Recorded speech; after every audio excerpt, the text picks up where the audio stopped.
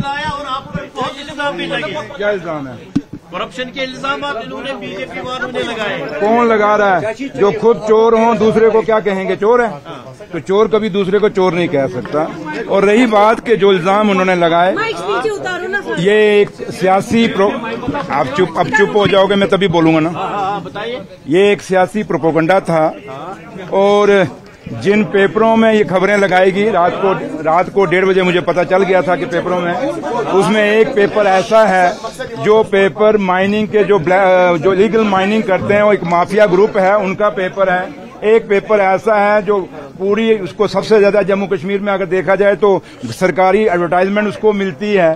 तो आखिर उन्होंने चमचागिरी तो करनी है और वो गोदी मीडिया ने वो वहां खबर चलाई। काश वो वेरीफाई कर लेता।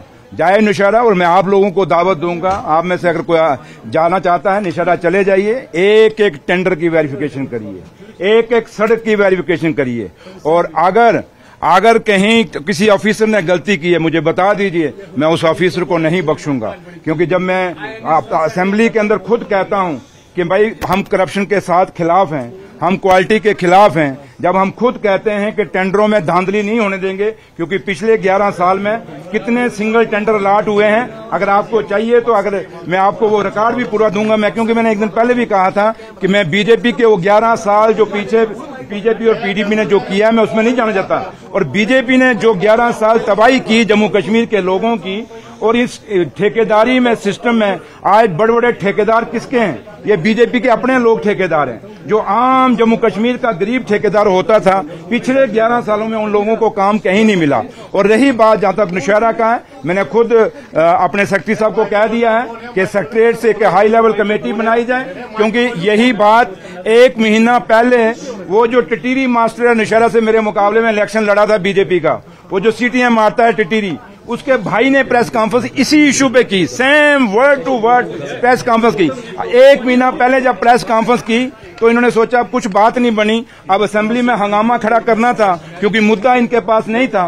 तो इन्होंने उस मुद्दे को, एक ऐसे मुद्दे को उछालने की कोशिश की जो मुद्दा ही नहीं है। लेकिन हाँ, एक चीज मैं आप लोगों के माध्यम से, नौशहरा के लोग मेरे सुन रहे होंगे, आप लोगों को सुनेंगे, मैं उनको ये चीज बताना चाहता हूं कि देख लीजिए, जिस टिटीरी ने नौशहरा से बीजेपी के नाम 27,000 वोट लिया, वो बीजेपी आज नौशहरा में नहीं चाहती कि काम हो। वो नौशहरा के लोगों के काम रोक रही है और जो उन कामों को रोकने की पूरी कोशिश कर रही है। लेकिन सुरेंद्र चौधरी, क्योंकि लोगों का चुना हुआ नुमाइंदा नौशहरा से है, मैं अपने लोगों के लिए जान दे दूंगा, लेकिन काम कभी नहीं रुकने दूंगा और ईमानदारी से काम करूंगा। और मैं आपको दावत देता हूं, आप कोई भी पत्रकार कभी भी आप नौशहरा आ जाएं, अगर आपको गाड़ियां चाहिए मैं गाड़ियां दूं, जाइए नौशहरा जाके आप वहां पे फैक्ट्स देखिए। हाँ, अब बात इन्होंने शुरू की, अब खत्म मैं करूंगा। मैं किश्तवाड़ में जितने भी प्रोजेक्ट हैं, उन प्रोजेक्टों में किसके बंदे लगते हैं, जाके किश्तवाड़ में आम लोगों को पूछिए। वहां उस किश्तवाड़ में जितनी भी सप्लाई हो रही है उन प्रोजेक्टों में, वो किश्तवाड़ का कौन सा लीडर कर रहा है, कौन से लीडर की वहां गाड़ियां चल रही हैं, कौन से लीडर के हैं उसकी कलेक्शन कर रहे हैं। लेकिन ये आप हैं, ये आपका काम है। मैं आपको इशारा दे रहा हूं, पत्रकारों, सुनिए, पत्रकारों को इशारा देना मेरा फर्ज है, खोज करना आपका काम है। इसलिए मैं आपसे यही कहूंगा, मैं सुनिए ना, मैंने अपनी खोज कह दी, जाइए नौशहरा, मैंने दावत दे दी आपको नौशहरा में, आप जाइए खोज करिए। और दूसरी आपको देता हूं कि किश्तवाड़ में भी चले जाइए, आम लोगों को पूछिए कि जब तक बीजेपी का एक जो बड़ा लीडर है, जब तक वो पर्ची ना दे, उन प्रोजेक्टों के अंदर गरीब आदमी नहीं लग सकता। वही लगेगा जिसकी सिफारिश होगी। फिर आम और गरीब जिसकी बात ये बीजेपी करती है, वो कहां जाएगा? ये 2 चेहरे नहीं चलेंगे, हाथी के दांत, खाने के कुछ और दिखाने के कुछ और। ये लॉलीपॉप जो हाथ में लेके घूम रहे हैं, ये इन्हीं के मुंह में वापस हम देंगे। ये वक्त आने वाला है, जम्मू कश्मीर के लोग इनको कभी नहीं बख्शेंगे। इसलिए मैं लास्ट में आपको एक चीज और कह दूं, एक चीज मैं वही एक चीज कह दूं, ये तो हुआ नौशहरा का, और इसलिए अब नौशहरा के लोग खुद इनको जवाब देंगे बीजेपी को अगले इलेक्शन में। अब दूसरी बात रही, जिस पे सुबह इन्होंने ड्रामा किया कि सरकार जो है, जो फ्लड आया उस फ्लड पे बात नहीं कर रही। लेकिन आप सब जानते हैं, आज कम से कम 4 सवाल लगे हुए थे उसी फ्लड के ऊपर। इवन के जो एलओपी है बीजेपी का सुनील शर्मा साहब का 4थे नंबर पे सवाल था कि वहां चशोटी में जो फ्लड आया वहां कितने घर टूटे, वहां कितने लोग मरे, कितने लोगों को वहां पे मुआवजा मिला, कितनों को नहीं मिला, ये सवाल था। अगर ये सच्चे थे सुनील शर्मा साहब, एलओपी साहब, तो वो सवाल तो आपका था ना, तो आपने वेट क्यों नहीं किया? क्यों नहीं सवाल? ये बातें जो आप बाहर में तमाशा करके मीडिया के सामने रख रहे हो, ये वहां कह सकते थे ना हाउस में, ये सिर्फ तमाशा था। और जहां तक उमर साहब की बात है, ये जो चशोती में जो वहां पाडर में जो वहां लोग मारे गए माता मचेल के चरणों में, वो कैसे मारे गए? ये एलओपी साहब की कॉन्स्टिट्यूएंसी है। आप इनकी जिम्मेवारी बताइए, दिल्ली से आपने क्या सपोर्ट कराई है एलओपी साहब? सुनिए, नहीं सुनिए, मैं आ रहा हूं, आप मुझे सुनिए थोड़ा सा। नहीं सुनिए, मैं ऐसी बात हूं, ये उनकी कॉन्स्टिट्यूएंसी थी। उनको ये पूछिए कि आपका कौन सा बड़ा लीडर वहां दिल्ली से आया जो वहां पे गया। लेकिन मेरा लीडर उमर अब्दुल्ला साहब, जम्मू कश्मीर का मुख्यमंत्री, आप लोगों ने खुद देखा, कवर किया होगा, वो वहां चशोटी में खुद गए, पैदल घूमे। उमर साहब अपना क्या नाम है, मोहर में गए, उमर साहब रामबन में गए, उमर साहब जम्मू शहर के अंदर चौथे ब्रिज के ऊपर गए, बाकी लोग जगहों पे जो लोग जिन दरिया में जो तवी में बह गए उन पे गए। उमर साहब कठुआ में गए, सांबा में गए।